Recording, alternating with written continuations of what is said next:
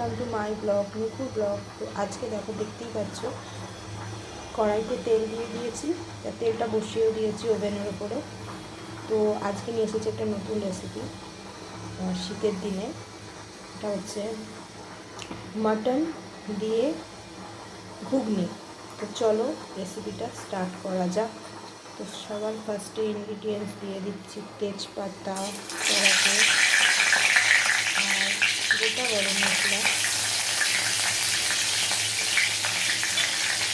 আর তোমাদের সবাইকে দেখানো হয়নি, সেটা দেখিয়ে দিচ্ছি একটু।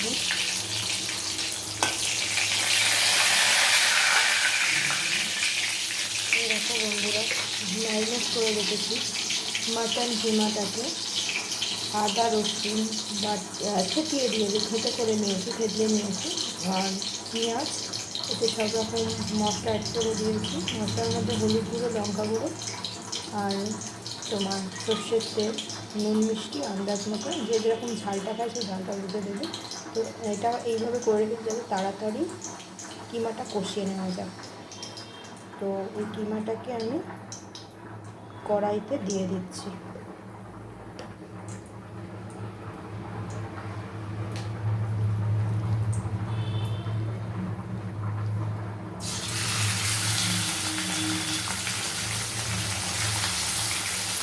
মাটন কিমা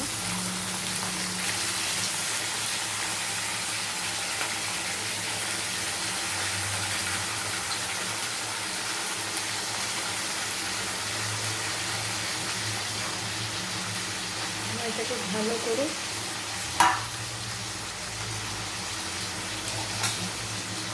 কষিয়ে নেব।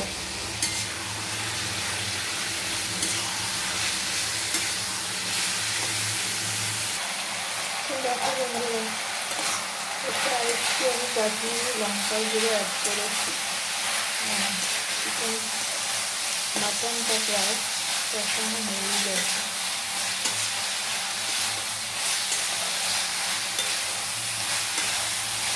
একটু সেদ্ধ করে নিয়েছি আমি আগে থেকে।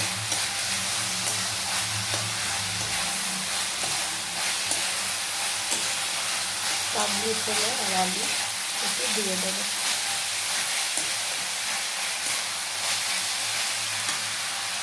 তো দেখো বন্ধুরা, এই যে আমার সেদ্ধ করে নেওয়া কাবলি ছোলা আর আলুগুলো, এগুলো আমি কড়াইতে অ্যাড করে দিচ্ছি।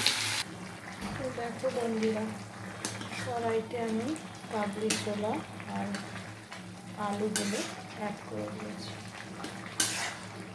এবার এটাকে আমি একটা ঢাকা দিয়ে কভার করে দেবো, দিয়ে আর একটু জলটা কমে তারপর নামিয়ে সার্ভ করে দেবো। তো দেখো বন্ধুরা, ঘুগনিটা এই অবস্থানে রয়েছে।